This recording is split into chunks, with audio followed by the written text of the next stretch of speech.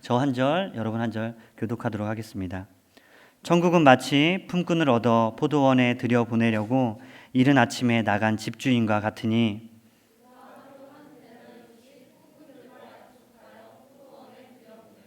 또 제3시에 나가보니 장터에 놀고 서 있는 사람들이 또 있는지라.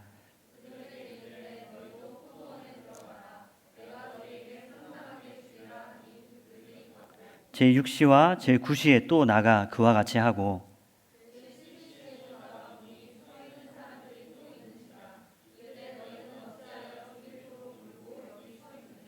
이르되 우리를 품꾼으로 쓰는 이가 없음이니이다. 이르되 너희도 포도원에 들어가라 하니라.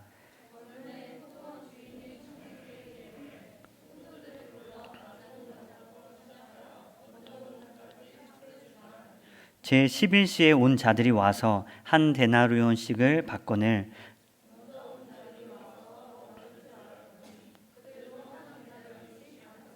받은 후 집주인을 원망하여 이르되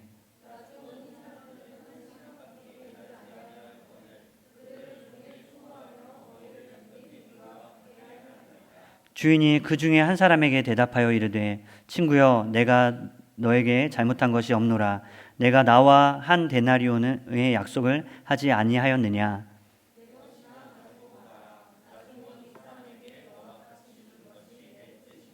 내 것을 가지고 내 뜻대로 할 것이 아니냐. 내가 선함으로 네가 악하게 보느냐.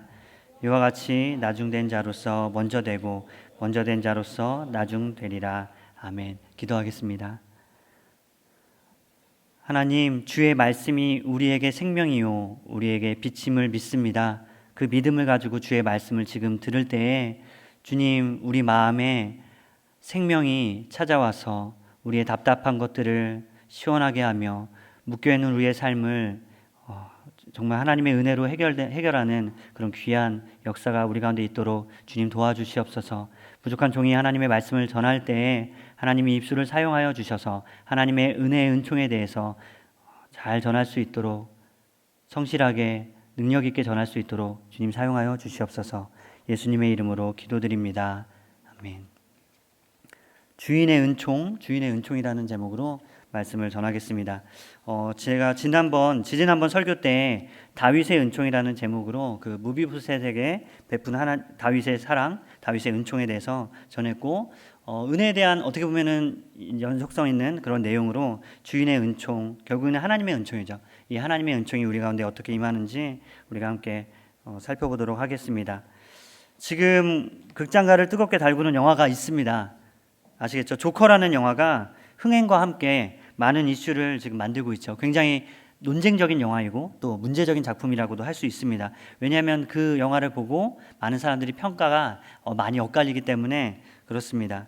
항상 문제적이고 또 논쟁적인 작품은 또 묵직하고 또 그것은 사람들에게 많이 비중 있게 다가와서 어떤 사람에게는 좋은 희망의 메시지로 다가오고 어떤 사람에게는 불편함을 주는 것이 논쟁적이고 또 문제적인 작품이라고 말할 수 있습니다. 물론 이 조커라는 인물은 배트맨 다크나이트 때부터 매우 복잡한 인물로 묘사됐습니다.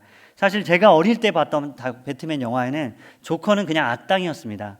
배트맨은 선이었고 조커는 악당이고 단지 괴짜라서 사람들을 못 살게 구는 것 자체에서 기쁨을 누리는 그런 악인이었습니다. 그런데 크리스토퍼 놀란이 감독한 배트맨 다크나이트에서부터는 조커의 기능이 조금 바뀝니다. 이 영화에서부터 등장한 조커는 단지 그냥 악당, 단지 악이라고 말하기에는 어떤 면에서 너무 철학적인 이야기를 하고 너무나도 날카로운 그런 이성적인 얘기들을 하기 때문에 그냥 단순히 악당이다, 단순히 괴짜다라고 말하기에는 뭔가 복잡한 무언가가 있습니다. 사람들은 그래서 그 배트맨 다크나이트에 나오는 조커를 보면서 이렇게 평가를 했습니다. 이렇게 찬사를 보냈죠. 기존에 있는 배트맨과 조커의 대결이 선과 악의 대결이었다면, 그러나 이제부터는 배트맨과 조커의 대결은 이념과 이념의 대결이 되었다라는 그런 찬사를 보냈습니다. 그러니까 조커가 단지 악이 아니라 나름대로의 철학과 이념을 가지고, 악이긴 악이죠. 결국에는 악이지만 그래도 나름의 이념을 가지고 있다는 것입니다.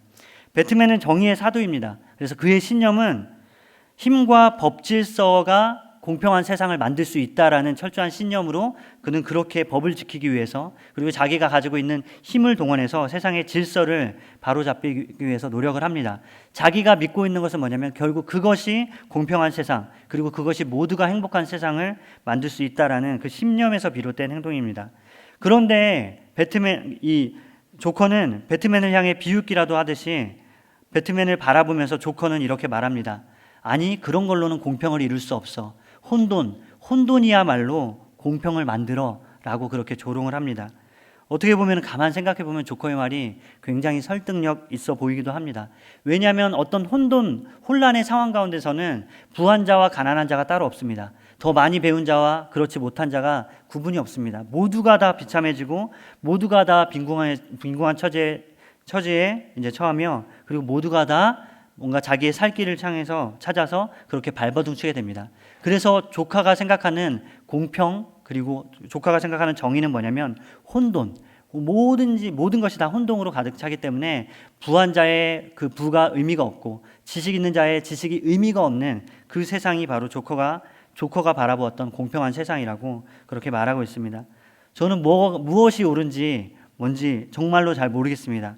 사람들은 공평하고 공정한 세상을 흔히들 이렇게 얘기합니다. 누구도 억울함과 원통함으로 눈물을 흘리지 않는 세상을 공평한 세상이라고 모두가 다 꿈꾸는 세상이라고 그렇게 얘기합니다. 그런데 가만히 생각을 해보면 배트맨이 정의와 법 질서를 지키기 위해서 그렇게 열심히 활동하지만 그러나 그 법의 테두리 아래서 누군가는 원통해하고 누군가는 눈물로 자신의 억울함을 호소하기도 합니다. 아무리 법이 세상의 질서를 잘 잡고 있다고 해도 누군가는 그 법 때문에 오히려 눈물 흘리는 사람이 있습니다. 그리고 반대로 조커가 바라는 세상, 그리고 온통 혼란으로 가득해서 공평하게 모두가 다 고통받는 세상이라고 해도 결코 그것은 아름다운 세상이나 공평한 세상이라고 말할 수 없을 것입니다. 그렇기 때문에 공평을 추구한다는 것은 굉장히 어려운 것이고 어떻게 보면 이 땅에서 이 현실 가운데서 거의 불가능한 일이라고도 할 수 있습니다. 사람들은 공평을 추구하지만 그 공평이 어떻게 보면 잡을 수 없는 허상과도 같다는 것을 자기들이 스스로 직감하고 있습니다. 그래서 그 공평에 대해서 그렇게 많은 평가들과 많은 논의를 하지만 결국 답은 나오지 않고 정말 어떤 것이 공평한 것인지 알 수 없어서 그렇게 괴로워하기도 합니다. 제가 전에 어떤 영화 제목은 기억이 안 나는데 1950년대, 60년대에 흑인의 인권운동을 다루는 그런 영화였습니다. 그 시대상에서 흑인들이 어떻게 백인들로부터 많은 차별과 그리고 억압을 당하는지를 잘 보여주는 영화였는데 거기서 어떤 장면이 나오냐면 그 흑인이 백인으로부터 자기가 섬기는 자기의 집의 주인인 백인으로부터 말도 안 되는 그런 억울한 일을 당하고 나서 눈물을 흘리면서 밤에 돌아갑니다. 그런데 그날 폭풍우가 몰아칩니다. 폭풍우가 막 몰아치고 천둥번개가 치고 허리케인이 이제 그 지역에 상륙을 한 거죠. 그리고 나서 뉴스에서 뭐라고 얘기하냐면 이렇게 말합니다. 그 허리케인은 백인 몇 명, 흑인 몇 명을 사망으로 그렇게 몰아넣었습니다. 그러니까 죽음에 이르게 했습니다. 그러면서 하는 말이 뭐냐면 허리케인은 공정합니다. 백인도 흑인도 모두에게 임하는 게 허리케인이기 때문에 그것은 공정하다고 그렇게 얘기하는 것이죠. 어떻게 보면 조커가 말하는 그런 공평의 개념과도 굉장히 유사하다고 할 수 있습니다. 그들이 생각하는 공평, 이런 게 공평한 세상이고 누구도 억울해하지 않고 누구도 그 원통함으로 눈물이 흘리지 않는 세상이 그런 방식으로 임한다면 저는 그런 세상을 꿈꾸지 않을 것 같습니다. 공평한 세상을 바라지도 않고 모두가 다 비참한 삶이 모두가 다 비참하고 고통받는 삶이 공평하게 다 힘든 삶이다. 이게 공평한 세상이다 라고 말한다면 거기에도 너무나도 많은 허상이 있습니다. 그런데 여러분 놀라운 건 뭐냐면 하나님은 공평한 세상에 대해서 말씀하십니다. 예수님은 하나님의 나라에 대해서 말씀하시면서 이 하나님의 나라가 그 어떤 노력으로도 그 어떤 지식과 그 어떤 정의와 열심으로도 이룰 수 없는 의롭고 공평한 세상, 은혜로운 세상을 이룰 수 있다라고 예수님은 비유를 통해서 오늘 우리에게 말씀해 주십니다. 오늘 본문은 이렇게 시작을 해요. 천국은 마치 품꾼을 얻어 포도원에 들여보내려고 이른 아침에 나간 집주인과 같으니 지금 예수님이 우리에게 하시는 말씀은 천국에 관한 이야기입니다. 이것이 바로 복음입니다. 천국, 우리가 천국에 대해서 들을 수 있고 천국을 소망할 수 있고 이미 임한 천국을 누릴 수 있는 것, 이것이 바로 우리에게는 가장 큰 복음이라고 말할 수 있습니다. 세상 사람들은 왜 복음이 없냐면 그들의 삶에 그리고 일상 가운데 복음이 왜 없냐면 이 천국에 대한 메시지를 어디에서도 들을 수 없기 때문입니다. 그런데 우리는 하나님의 말씀을 통해서 천국에 대한 메시지를 들을 수 있어요. 천국에 대한 가르침을 들을 수 있고 이 천국을 소망하고 천국을 갈망하는 마음이 우리 안에 찾아오는 것을 우리가 경험할 수 있습니다. 그래서 우리에게는 이것이 복음이라고 말할 수 있는 거죠. 이 복음은 우리가 이 세상에서 살면서 천국을 경험할 수 있다라는 놀라운 선언 그리고 놀라운 가르침에서 시작을 합니다. 이 땅에서 우리가 천국을 들을 수 있다는 거죠. 들을 수 있고 경험할 수 있다는 것입니다. 천국은 여러분 미지의 세계가 아닙니다. 천국은 장차 그냥 우리가 나중에 죽어서 갈 그런 어떤 미지의 나라 이런 것이 아닙니다. 천국은 이미 왔습니다. 그리고 천국의 말씀이 이미 우리 가운데 여기에 있습니다. 그러면 이 말씀을 보면 이 말씀을 통해서 우리는 천국을 배우고 경험하고 소망할 수 있는 거죠. 그렇기 때문에 우리는 이 천국을 사모해야 됩니다. 도저히 이 세상이 너무나도 불공평하고 원통하고 또 억울해서 너무나도 화가 난다, 답답하다, 이 세상에 진절머리가 난다라는 사람이 있다면 혹시라도 여러분들이 세상에서 비천한 처지가 되어서 그렇게 고민하는 사람들이 있다면 억울함과 분노로 그렇게 살아가는 사람들이 있다면 오늘 이 말씀에 주목하십시오. 그리고 이 말씀에서 하나님이 우리에게 알려주시는 은혜와 공평이 충만한 나라, 이 나라를 소망하면 우리 안에 천국이 임할 것입니다. 이 소망을 가지고 한번 천천히 오늘 말씀을 살펴보겠습니다. 이렇게 말합니다. 천국은 이른 아침에 나간 집주인과 같으니. 오늘 예수님은 천국을 의인화해서 우리에게 묘사하십니다. 천국을 집주인과 같다라고 말하는 거죠. 근데 이 주인이 이 세상에는 없는 주인입니다. 얼마나 특별한 주인인지 굉장히 희한한 주인인데 우리가 경험하면서 이 세상에서 경험하면서 상상할 수도 없고 또 찾을 수도 없고 유래를 알 수도 없는 그런 놀라운 그런 주인, 놀라운 사장, 그게 바로 오늘 말씀에 나오는 포도원 주인입니다. 이 주인은 이른 아침에 인력시장에 직접 나갔습니다. 오늘 말씀을 쭉 보면 이 주인은 굉장히 거부라는 걸 알 수 있어요. 아주 큰 부자고 부족함이 없고 풍족한 사람인데 그런데 이 사람이 직접 인력시장에 나가서 가난한 자들, 지금 오늘 하루의 밥벌이를 필요로 하는 그 사람들을 찾아 나섭니다. 이런 주인은 없습니다. 여러분, 이런 부자는 없어요, 세상에. 이런 농장 주인은 없습니다.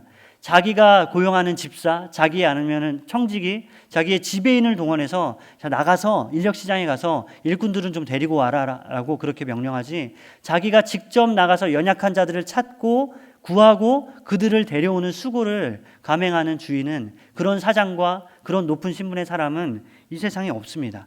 그런데 이 주인은 얼마나 은혜로운 주인이고 얼마나 특별한 주인인지 자기가 직접 그 이른 새벽에 찾아 나섭니다. 6시입니다. 6시, 이른 새벽, 그러니까 우리 식으로 얘기하면 새벽 6시에 시장에 가가지고 사람들을 불러 모읍니다. 그리고 나서 이들을 불러 모아서 이제 하루의 일을 맡기는 거죠. 포도원으로 다 들여보낸 다음에, 자, 당신들은 이제 여기 포도원에서 오늘 하루 일하십시오. 그러면 내가 하루의 품삯 한 데나리온으로 약속하고 하루의 품삯을 주겠습니다 라고 약속을 합니다. 그런데 보통 일반적인 사장은 혹은 일반적인 CEO나 아니면 지배인들은 이렇게 하고 그리고 나서는 자기는 자기의 하루의 삶을 보냅니다. 그러죠. 아니면 목욕탕 사우나에 간다던가 아니면 골프 치러 간다던가 아니면 어딘가에 가서 쉼을 누리죠. 레저를 즐기거나 하죠. 그런데 이 주인은 얼마나 특별한지 3시간이 지난 다음에 다시 인력시장에 또 나가죠. 다시 또 나가서 지금 아직도 일을 못 구한 사람들이 없나 하고 찾아본 다음에 못 구한 사람들이 있으니까 또 불러서 자기의 포도원으로 그렇게 불러 모읍니다. 이걸로 끝나지 않고 낮 12시에 또 나가고요. 그리고 낮 3시에 또 나가고, 그리고 마지막으로 더 놀라운 것은 5시, 마지막 5시, 오후 5시에 나가서 또 사람을 모아와요. 이게 왜 놀랍냐면 이날 이 시대 사람들은 오늘날도 그렇지만 이 시대 사람들은 오후 6시까지 일하는 게 그냥 전통이었던 것 같습니다. 그래서 오후 6시에 일이 마감되는데 오후 5시에 나가서 일할 사람들을 불러서 모아서 자기의 포도원에 들이고 그렇게 일을 맡기는 거죠. 마지막에 온 사람들은 어떻게 보면 그러면은 마감 1시간 남았는데 마지막 1시간을 일하러 거기 가는 것입니다. 근데 이 사람들 입장에서는 그 부름을 받은 사람들 입장에서는 감사한 일인데 우리가 주인의 입장에서 생각하면 이거는 전적으로 손해죠. 주인이 왜 그렇게까지 1시간 일할 사람들을 찾아서 수고하고 그들을 찾아서 그들에게 불러와 가지고 자기의 농장에 들이는 것 자체가 모든 것이 다 가장 비효율적인 일입니다. 가장 비효율적이고 비상식적이고 이 세상에 우리 사고방식으로는 도저히 이해할 수 없는 일이죠. 그런데 이 주인은 이렇게 마지막까지 사람들을 지금 일자리를 구하지 못해서 힘들어하고 그리고 일을 구하는 사람들을 찾으러 마지막까지 나가는 게 이 주인입니다. 주인이 왜 이렇게 할까요? 이 포도원에 일손이 모자라서 6시에 처음에 새벽 6시에 사람을 들였는데 가만 보니까 9시쯤 되니까 이 정도로는 일손이 부족할 것 같다 해서 9시에 나가고 또 12시에 나가고 3시에 나가고 마지막 5시에 나가서 그래서 일손을 채우기 위해서 이 주인이 인력시장에 나갔을까요? 아니요, 그렇지 않습니다. 그렇지 않아요. 왜냐하면 만약에 그런 주인이라면 굉장히 무능한 주인입니다. 굉장히 무능한 농장주죠. 왜냐하면 하루 농장을 일구기 위해서 가꾸기 위해서 이 농장 주인들은 뭘 파악해야 되냐면 이날의 업무량과 이날 이만큼의 업무량이 있으니까 이 정도 인원의 품꾼들이 필요하겠구나. 이거를 미리 전날 파악해서 처음 아침에 처음 품꾼을 들여올 때 그거에 맞게 그 수요와 그 업무량에 맞게 일꾼들을 들여와야 됩니다. 그런데 이 사람은 그렇게 하지 않고 시간마다 계속 가가지고 사람들을 찾아 나서는 거죠. 근데 왜 그럴까요? 이 주인의 마음을 어떻게 알 수 있냐면 7절에서 이 품꾼이 마지막까지 남아있던 품꾼이 이렇게 얘기합니다. 7절을 제가 읽어볼게요. 이르되 우리를 품꾼으로 쓰는 이가 없음이니이다. 이르되 너희도 포도원에 들어가라 하니라.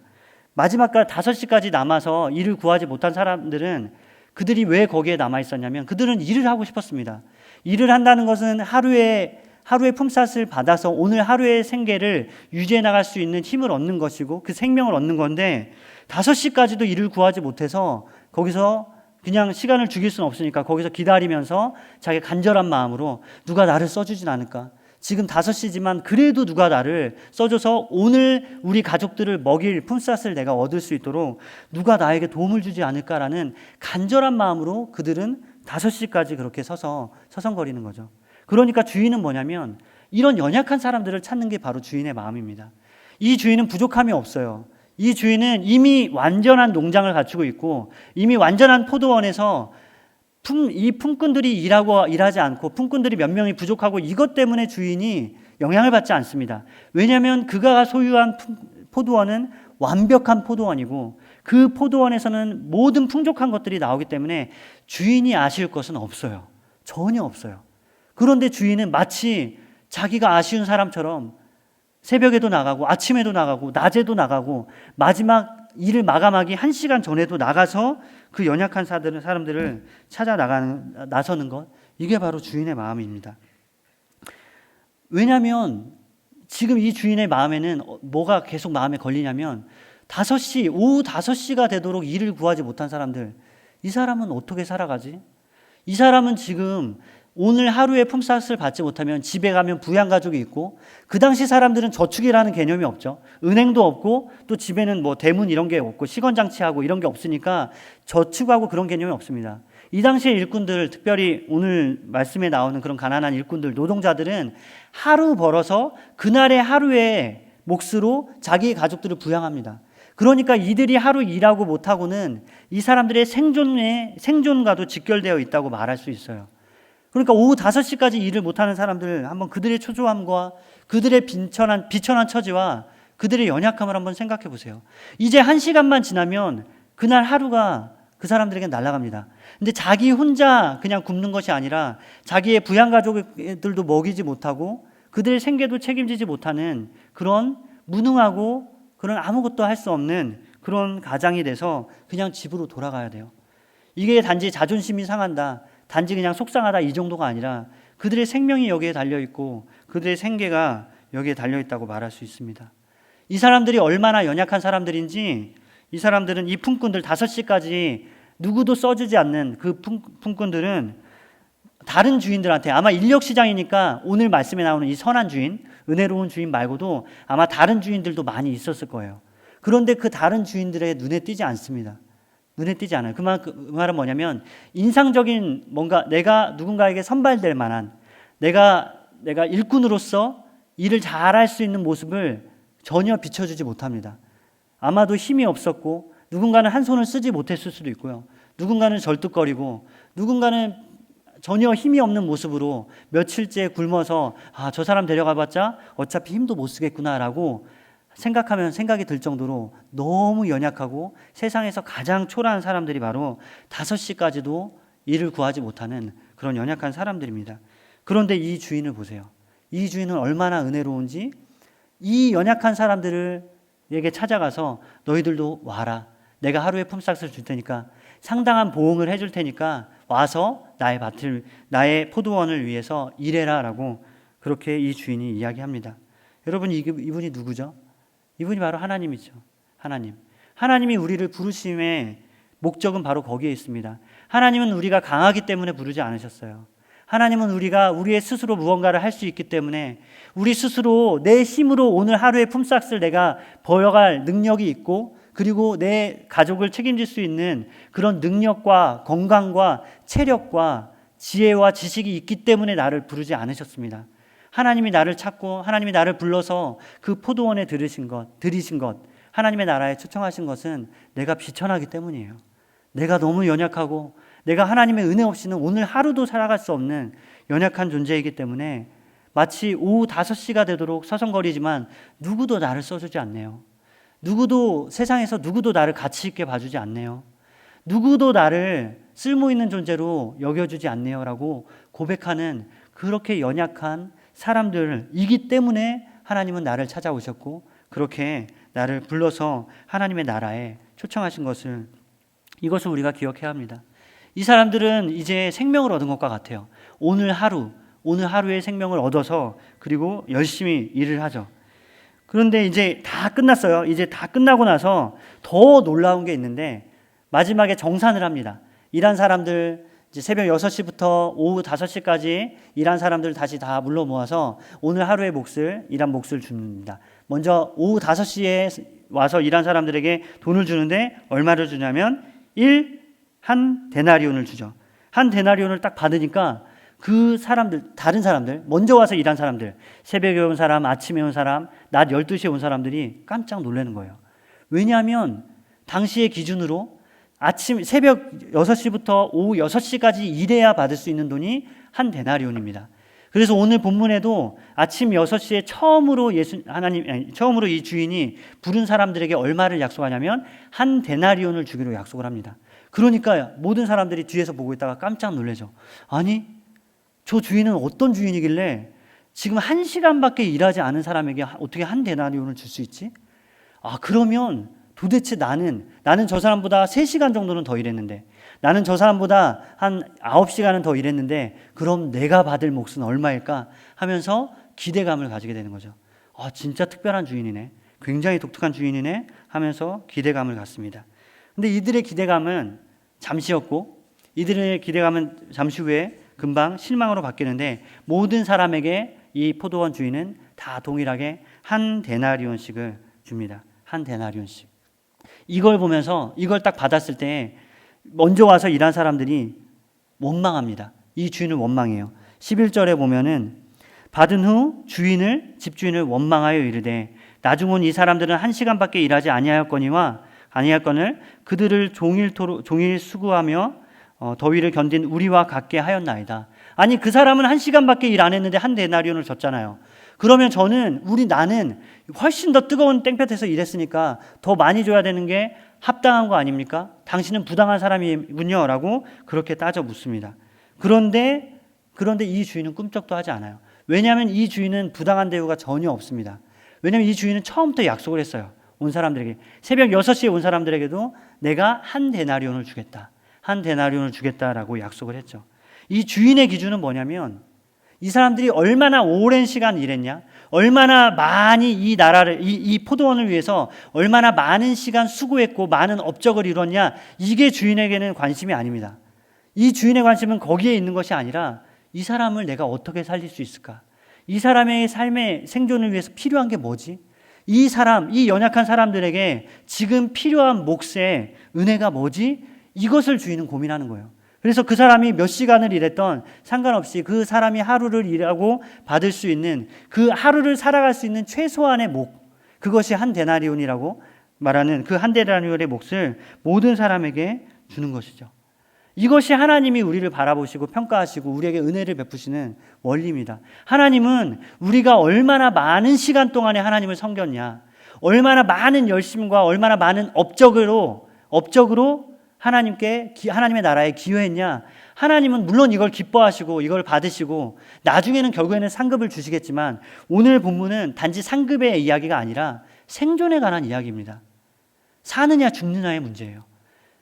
그렇기 때문에 하나님은 이 사람이 아무리 조금 일했어도, 그 사람이 아무리 연약한 사람이고 아무리 내 나라를 위해서, 내 포도원을 위해서 기여한 바가 없어도 그 포도원 주인이 하는 건 뭐냐? 하루를 살아갈 수 있는 생명의 값을, 생명의 몫을 그에게 주는 것, 그게 바로 그 포도원 주인의 은총이고, 그게 바로 포도원 주인이 생각하는 공평과 은혜와 정의가 가득한 그런 행위였던 것을 우리가 알 수 있죠. 세상 사람들은 전부 다 사람들을 대할 때 시간의 원리로 대합니다. 이 사람이 얼마나 나를 위해서 많이 수고해줬냐, 이 사람이 이 기관과 이 공동체와 이 교회를 위해서 얼마나 많은 시간, 얼마나 많은 노력으로 얼마나 많은 것들을 양을 기여했냐, 그걸 가지고 사람들을 평가하고 그걸 가지고 사람들을 대합니다. 그래서 많이 공부한 사람들을 대우해주고 인정해주고, 많이 열심히 수고하고 근면해서 모은 사람들, 많은 것을 축적한 사람들을 높게 평가합니다. 그러나 하나님은 그렇지 않다는 거예요. 왜냐하면 만약에 사람의 이 원리를 가지고 우리들에게 그대로 적용하면 여기서부터 지옥이 시작되고 불행이 시작됩니다. 왜냐하면 부득이하게 일을 못하는 사람들이 있어요. 부득이한 불행과 어려움과 연약함 때문에 공부를 열심히 하나 자기가 열심히 하는 만큼 성취하지 못하는 사람이 있어요. 부득이하게 불행한 가정에서 태어나서 자기는 열심히 살아보고자 노력했지만, 그러나 안 좋은 일, 좋지 않은 일, 불행이 계속 이어지고 하면서 결국 나락으로 떨어져서 자기 스스로 너무 비참한 존재로 살아가는 사람들이 있어요. 모든 것을 다 그들의 수고의 부족함이고, 모든 것이 다 너가 열심히 살지 않아서 그래, 너가 수고하지 않아서 그래, 너가 이 세상에서 더 치열하게 살았어야 되는데 그렇지 않기 때문에 너는 이렇게 가난한 거야, 너는 성공하지 못한 거야 라고 말한다면, 그 시간과 열정과 노력의 원리로 우리가 세상을 바라보고 다른 사람들을 평가한다면 이 세상은 지옥과도 같은 곳이 됩니다. 그러면 연약한 사람들이 설 자리가 없어요. 그러면 태어날 때부터 가난한 가정에서 태어나서 인생의 불우한 일들을 겪다가 결국 비참한 삶을 살아가는 사람들이 위로받을 데가 어디에도 없어요. 그렇게 하면 그런 기준으로 이 사람이 얼마나 많은 것을 이루었냐, 그렇지 않느냐, 이 사람의 업적이 뭐고, 이 사람이 지금 학교가 어디이고, 이 사람이 회사가 어디냐, 어떤 일을 하냐, 이걸로 사람들을 대한다면, 그러면 이 세상은 지옥과도 같은 세상이 돼버립니다. 그런데 하나님은 우리에게 뭐라고 말씀하시냐면, 예수님은 천국은 그런 곳이 아니다. 천국은 그런 곳이 아니야. 세상 사람들은 사람들의 업적과 평가와 그들의 노력으로 그거에 따라서 사람들을 대하고, 많은 것을 이룬 사람들은 치하해주고 존경해주고 인정해주고, 그리고 반면에 가난한 사람들, 연약한 사람들, 병들어서 비참한 삶을 살아가는 사람들은 무시하고 괄시하는 것이 세상이지만, 그러나 하나님의 나라는 그렇지 않아. 오히려 그 연약한 자들도 오늘 하루 하나님이 주시는 은혜를 받아 누리면서 지금 그 하나님의 은혜로 살아가는 그 나라가 바로 하나님의 나라야. 그것이 바로 하나님의 은혜고, 그것이 바로 하나님이 이루시는 공평한 세상, 하나님의 은혜가 충만한 세상이야 라고 예수님은 우리에게 그렇게 말씀하고 계세요. 오늘 이 포도원 주인의 관심은 사람들이 와서 이 포도원을 위해서 어떤 일을 하냐, 이거에 관심이 있지 않아요. 그 증거가 뭐냐면 2절에 이 사람들을 부르면서 포도원 주인이 이렇게 묘사를 해요. 예수님이 2절에 보면은 그가 하루 한 데나리온씩 품꾼들과 약속하여 포도원에 들여보내고 라고 나오죠. 4절에도 보면 너희도 포도원에 들어가라. 7절에도 보면 너희도 포도원에 들어가라 라고 처음 온 사람들이나 나중 온 사람들한테 똑같은 표현을 씁니다. 물론 그 사람들이 포도원에 들어가서 하는 거는 일이겠죠. 근데 의도적으로 예수님이 너희들 와서 일해, 포도원에 와서 내 포도원을 위해서 일해줘 이렇게 말하지 않고 내 포도원에 들어와 라고 말씀하세요. 동일한 표현을 계속 쓰세요. 이 이유가 뭐죠? 지금 이 포도원 주인의 관심은 그가 이곳에 이 포도원에 와서 무슨 일을 하느냐, 포도원에 얼마나 많은 걸 기여하느냐, 이런 거에 관심이 있지 않아요. 그냥 그 연약한 자를 포도원에 초청하고 싶은 거예요. 너가 지금 연약하기 때문에 나를 위해서 아무것도 못하는 거 알아. 그러나 괜찮아. 와서 나를 위해서 일해. 나를 위해서 이 포도원 안에 머물면서 이 충만한 많은 기쁨과 부유함을 누리면 돼 라고 말씀하십니다. 하나님은 우리를 와서 일하라고 초청하신 것이 아니라 와서 그 포도원의 충만한 기쁨과 은혜와 그 만족을 누리라고 하나님은 우리를 부르셨어요. 그렇기 때문에 우리는 은혜 받은 자입니다. 우리 여러분, 어떤 사람들은 자기 스스로 이렇게 생각할 수 있어요. 나는 그래도 저 사람보다 수고했는데, 나는 그래도 저 사람보다 오래 믿었는데, 나는 저 사람보다 교회를 위해서 많은 봉사와 헌신을 했는데 라고 은연중에 그것이 자기의 자랑이 되고 그것이 자기의 자랑이 돼서 누군가에게 드러내고 또 하나님 앞에 그렇게 표현할 때가 있습니다. 만약에 그런 마음이 우리 안에 있다면 우리는 어떤 사람이죠? 우리는 이른 아침에 와서 수고하고 수고했지만 결국에는 하나님을 원망하는 사람과 똑같아요. 열심히 하나님을 위해서 수고했는데, 이 포도원을 위해서 수고했지만 그러나 그 수고가 오히려 하나님을 향한 원망이 된다면 그거보다 비참한 사람이 있습니까? 그런 사람이라면 아예 처음부터 포도원에 들어가지 않는 것이 나아요. 그렇게 원망할 것이라면. 그러나 우리 중에 많은 사람들은 5시에, 이 오후 5시에 부름받은 사람과 같습니다. 우리는 연약하고 우리는 보잘것없고 우리는 자랑할 만한 것이 없고 하나님의 나라를 위해서, 이 교회를 위해서 기여한 것이 없어요. 기여한 것이. 나 더 많은 봉사를 하고 싶었는데 내 연약함으로 인해서 아직 한 것이 없고 해야 되겠다는 마음은 있지만 내 삶의 형편과 내 삶의 분주함에 쫓겨서 살아가다 보니까 내가 교회를 위해서, 이 믿음의 공동체를 위해서 한 게 별로 없다는 그런 마음의 죄책감과 마음의 죄송한 마음이 들 수 있어요. 그러나 괜찮습니다. 하나님은 괜찮다는 거예요. 괜찮다. 그러나 내가 너를 부른 것은 5시에 온 사람에게 뭘 바라겠어요, 하나님이. 5시에 온 사람이 1시간 일하는데 뭘 할 수 있겠어요? 업무 인수인계 받으면 아마 1시간 갈 거예요. 야, 이거 와서 이 포도원을 가꾸기 위해서는 이렇게 해야 되라고 설명 들으면 아마 1시간이 다 가서 그냥 아무것도 한 거 없이 한 데나리온을 받고 돌아갔을 게 분명합니다. 하나님은 그러나 괜찮다는 거예요. 이 나라에 들어오기만 해. 이 포도원에 들어와서 내가 주는 은혜와 내가 주는 부요함과 이 은총을 누리기만 하면 돼. 그러면 너는 내 은혜로 살아갈 수 있어라고 그렇게 하나님 말씀하세요. 이 사람들, 이 하나님의 은혜를 거부한 반발한 사람들 있죠. 먼저 일찍 온 사람들, 왜 한 데나리온밖에 안 줍니까? 라고 따진 사람들, 이 사람들이 따졌던 말이 뭐냐면 이 표현입니다. 12절에 보면 이렇게 말해요.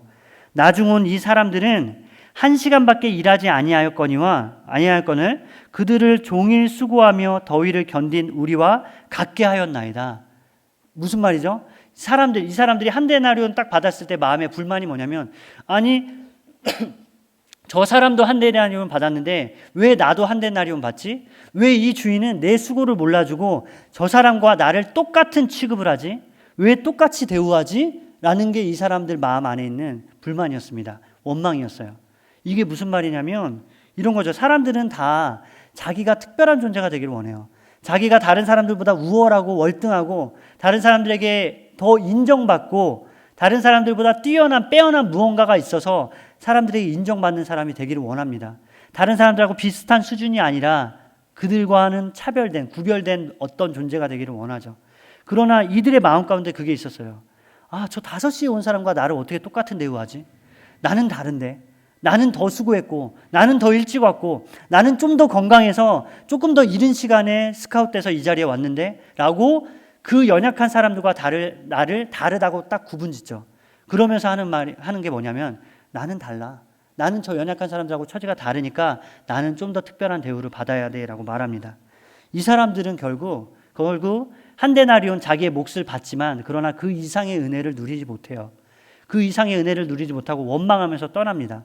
여러분, 여기 본문에는 안 나왔지만 우리가 충분히 유추해 볼 수 있는 이 이후의 이야기는 뭐냐면 5시에 온 사람들의 반응은 뭐였을까요? 감사, 충만, 기쁨. 하나님, 내가 뭔데? 주인님, 이 포도원 주인님, 내가 누군데? 내가 1시간밖에 일하지 못했는데, 아니 나는 1시간도 제대로 일하지 못한 그런 불구자와도 같은 연약한 자인데 어떻게 나에게 이런 대우를 해줍니까 하고, 이 5시에 온 사람들은 이제부터 뭐 하냐면 분명히 내일도 오고 내일 모레도 오고 또 왔을 거예요. 그 주인이 은혜가 너무나도 크니까, 아니 세상에서 살면서 이런 대우를 받아본 적이 없어요. 이 5시에 포도원에 들어간 사람들은 연약하고 신체적으로 결함이 있을 수도 있고요, 또 누군가가 보기에 매력적인 모습이 없어서 선발되지 않았잖아요. 그러니까 늘 세상에서 괄시당하고 멸시당하고 늘 비천한 처지에 있습니다.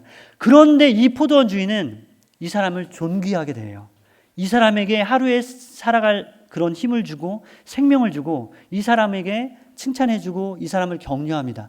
그러니까 이 5시에 부름받은 사람은 어떻게 하죠? 나 이 주인을 붙잡아야 되겠다.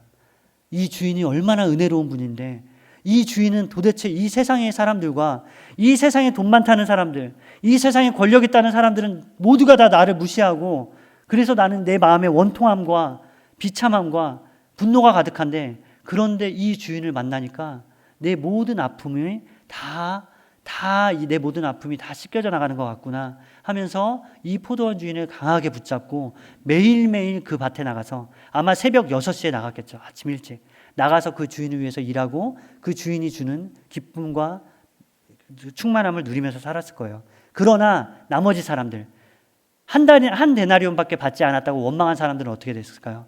다음 날부터 보이지 않죠. 이런 주인은 난 본 적이 없어. 아니 일한 만큼 대우해줘야지 왜 일한 사람들이 일한 양이 다른데 왜 똑같이 대우하는 거야 하면서 분노하면서 하나님을, 그 주인을 그냥 떠나버리는 것입니다. 여러분은 어떤 사람들입니까? 여러분의 믿음, 여러분의 지금의 마음은 어떻습니까? 우리는 다 5시에 부름받은 사람들과 같아요. 우리는 연약한 처지에서, 우리는 우리의 살 소망이 끊어지고 우리 스스로 아무것도 할 수 없다라고 고백하는 그 순간에 하나님을 경험했습니다. 하나님이 내 마음을 만져주시고, 괜찮다, 너는 비록 연약하나 내가 너를 붙잡아 줄게. 너가 지금 비록 힘이 없으나 내가 너의 힘이 되어줄게. 너가 비록 가난하나 내가 너의 부함이 되어줄게. 너의 부요함이 되어줄게 라고 하나님이 우리를 그렇게 말씀하시고 위로하시고, 우리는 그렇게 하나님의 자녀가 됐습니다. 근데 여러분, 두려워하는 마음이 있어야 돼요. 왜냐하면, 왜 우리가 두려워해야 되냐면, 예수님께서 오늘 이 비유를 하시는 이유가 뭐냐면, 바로 이 앞장의 19장에 보면은 베드로가 예수님에게 물어요. 예수님한테 따져 묻습니다. 예수님, 저희는요 27절 제가 읽어볼게요. 이에 베드로가 대답하여 이르되 보소서, 예수님한테 보소서, 굉장히 건방진 말투예요. 보소서, 우리가 모든 것을 버리고 주를 따라 싸운데 그런즉 우리가 무엇을 얻으리이까? 무슨 말이죠? 예수님, 자 보세요. 주님, 우리는 주님을 위해서 이 정도 포기했어요. 우리는 주님을 위해서 내가 가지고 있는 배도 버리고 내 가족도 포기하고 주님을 따라왔습니다. 그리고 3년의 세월이 지났어요. 그럼 주님이 저를 위해서 뭘 해주겠습니까? 라고 베드로가 그렇게 요구합니다. 그 베드로가 예수님을 처음 만났을 때 어떻게 했는지 알아요? 예수님을 처음 만났을 때 예수님 앞에 무릎 꿇고, 주님, 저는 죄인입니다. 저를 떠나소서. 주님, 저는 죄인입니다. 저를 떠나소서라고 그렇게 주님 앞에 엎드려 고백했던 그 믿음의 사람이 바로 베드로였습니다. 그런데 베드로에게도 계속 경험이 쌓이고 하나님의 나라를 위해서 봉사하고 예수님의 말씀을 배우고 지식이 쌓이고 봉사의 양이 늘어나니까 베드로 마음 가운데 은연중에 어떤 마음이냐면, 내가 이 정도 했으면 하나님이 나한테 이만큼 주셔야 되는 거 아니야? 내가 이 정도 수고했으면 예수님이 나한테 이 정도의 몫은 선물로 줘야 되는 거 아니야? 보상으로 줘야 되는 거 아니야? 라는 마음이 있었던 거죠. 그 베드로의 말에 반응으로, 그에 대한 응답으로 예수님이 20절 이 비유를 들어서 얘기하십니다. 여러분, 우리에게도 이 위험이 있어요. 어떤 위험이 있냐? 오래 믿은 사람이라면 그 오래 믿은 사람대로 우리의 봉사와 우리의 하나님에 향한 열심과 하나님의 나라를 향한 수고가 은연중에 우리의 자랑이 돼서, 하나님, 내가 이 정도 했는데요, 나한테 이 정도는 주셔야 되지 않아요? 라고 자랑할 수도 있습니다. 그러나 예수님은 오늘 우리에게 말씀하세요.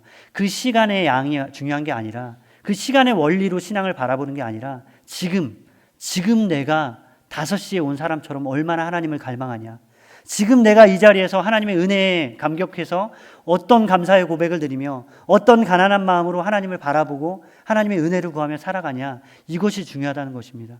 여러분, 지금이 중요해요. 지금 내가 하나님 앞에 가난한 마음으로, 하나님, 저는 5시에 온 사람과 같습니다. 그런데 제가 하나님의 나라를 위해서 한 것이 아무것도 없는데 하나님은 저에게 오늘 하루의 은혜를 주셨군요.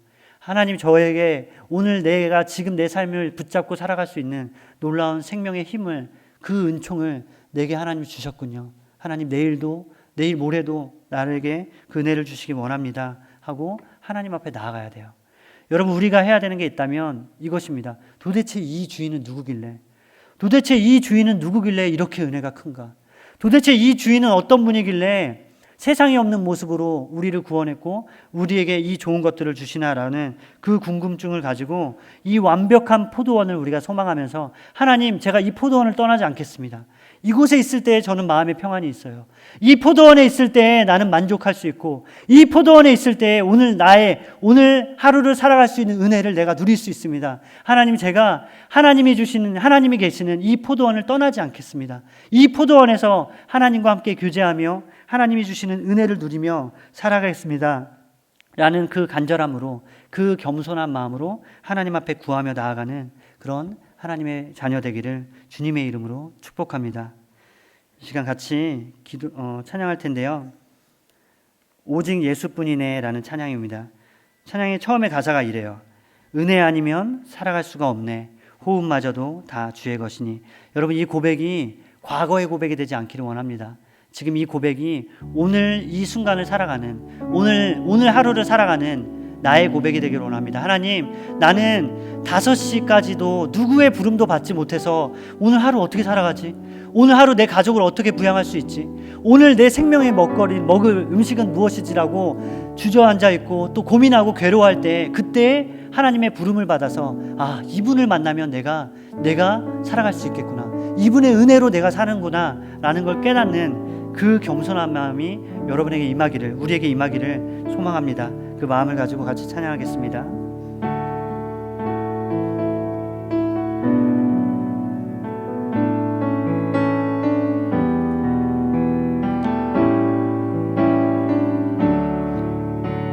은혜 아니면 살아갈 수가 없네. 은혜 아니면 살아갈 수가 없네. 호흡마저도 다 주의 것이니. 호흡마저도 다 주의 것이니. 세상 평안과 위로 내게 없어도, 세상 평안과 위로 내게 없어도 예수, 오직 예수뿐이네. 한 번 더 고백합니다. 은혜 아니면 살아갈 수가 없네. 은혜 아니면 살아갈 수가 없네. 호흡마저도 다 주의 것이니. 호흡마저도 다 주의 것이니. 세상 평안과 위로 내게 없어도 예수, 오직 예수뿐이네. 크신 계획 다 볼 수도 없고, 크신 계획 다 볼 수도 없고, 작은 고난에 지쳐도 주께 묶인 나의 모든 삶 버티고 견디게 하시네. 은혜 아니면 살아갈 수가 없네. 은혜 아니면 살아갈 수가 없네. 나의 모든 것 다 주께 맡기니. 참된 평안과 위로 내게 주신 주 예수, 오직 예수뿐이네. 이 시간 함께 기도하겠습니다. 함께 기도할 때, 하나님, 저는 5시까지 오후 5시까지 갈 바를 알지 못해서 갈 곳이 없어서 주저앉아 있고 아무런 소망이 없이 살아가던 그런 연약한 품꾼과도 같습니다. 하나님, 그런데 저에게 그 은혜를 주셔서 저를 이 하나님의 포도원, 하나님의 천국의 자리에 앉혀주시니 감사합니다. 하나님, 이제 내가 누리기를 원합니다. 그 은혜로운 하나님, 이 세상의 주인과는 다른 그 놀라운 은혜와 긍휼로 우리를 건져주시는 그 하나님을 더 알기 소망합니다. 그 하나님과 함께 교제하며 그 하나님이 주시는 은혜를 오늘도 내일도 그리고 내 한평생 동안에 그 은혜로 내가 살아가기를 원합니다. 하나님, 비록 세상에서는 내가 오후 5시까지 일자리를 구하지 못해서 그래서 사람들의 멸시를 받고 사람들의 무시를 당하는 비참한 처지이지만, 그러나 하나님이 날 부르셨습니다. 하나님이 나를 옳게 보셨고 하나님이 나를 좋다 여기셔서 나를 하나님의 포도원의 자리로 나를 불러주셨습니다. 하나님, 내가 그곳에서 하나님과 교제하기 원하오니 주여 은혜를 내려주시옵소서. 내가 더 간절한 마음으로 하나님의 은혜를 구하게 하시고 더 절박한 심정으로 하나님의 은혜와 하나님의 공평과 하나님의 공의와 하나님의 그 인자하신 사랑을 구하는 하나님, 그런 가난한 자가 될 수 있도록 나에게 은혜를 베풀어 주시옵소서. 이 시간 하나님 앞에 기도하며 나아가겠습니다. 함께 기도합니다. 하나님, 주님 우리에게 베풀어 주신 그 은혜로 말미암아 감사드립니다. 하나님, 우리는 다 비천한 처지였고 하나님, 우리는 소망 없는 자였으나 그러나 주께서 우리에게 소망을 주시고 우리를 불러주셔서 하나님의 나라의 백성들이 삼아주신 그 놀라운 은혜에 감사드립니다. 하나님, 이제 우리가 그 하나님의 은혜와 하나님의 놀라운 사랑을 우리가 묵상하며 그 사랑 안에서 머물기를 간절히 원합니다. 하나님, 우리가 이제 기억하게 하여 주시옵소서. 우리가 얼마나 넓은 자리에 있는지, 얼마나 비참한 처지에 우리가 처해 있었는지, 우리가 하나님 없이 소망 없는 존재라는 것을 기억하며 하나님의 은혜를 구하며 나아가길 간절히 원합니다. 하나님이 어떤 분이길래, 하나님의 사랑이 얼마나 크기에, 하나님의 은혜와 하나님 얼마나 부유하길래 하나님 우리와 같은 연약한 자들을 부르셨습니까? 하나님, 나와 같이 비천한 자를, 하나님 나처럼 죄 가운데 있었던 자를 하나님이 부르셨습니까? 주여 그 은혜 강력하게 하시고 그 은혜로 말미암아 오늘 하루도 살아가게 하여 주시옵소서. 주님 감사합니다. 주님 사랑합니다. 주님 부르심으로 인하여서 감사하고 주께서 나를 부르셨다는 그 사실에 하나님 우리가 감격하며 오늘 은혜를 구하며 살아가기를 원하오니 주여 우리를 붙잡아 주시고 우리를 기억하여 주시옵소서. 하나님, 오늘도 우리가 하나님 정말 가진 낮은 마음으로 하나님 구하며 나아갑니다. 하나님 도와주시옵소서. 잡을 수도 없고 작은 고난에 지쳐도 주께 맡긴 나의 모든 삶 버티고 견디게 하시네. 은혜 아니면 살아갈 수가 없네. 은혜 아니면 살아갈 수가 없네.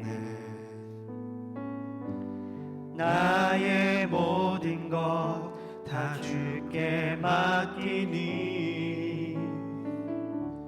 참된 평안과 위로 내게 주신 주 예수, 오직 예수뿐이네.